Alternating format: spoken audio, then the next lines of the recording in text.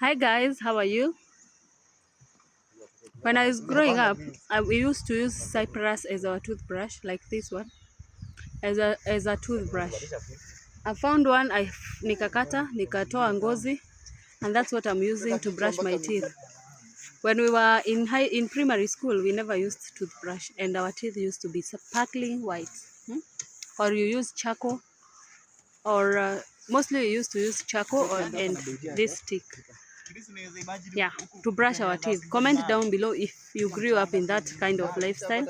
It was amazing, it was nice, and we loved it. There's a river right there. I'm just imagining what my life could be if I was living here, because life in the village is super amazing. Guys, go to YouTube. All my content is on YouTube. All this content that I'm shooting in this beautiful setup is on my YouTube channel. Be sure to go and subscribe. Search Dr. Alice Africa. Go subscribe.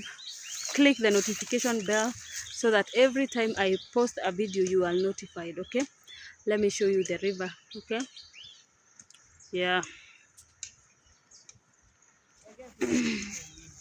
I'm showing you the river. Let me run. Dede. Utaenda na huku wewe. Dede.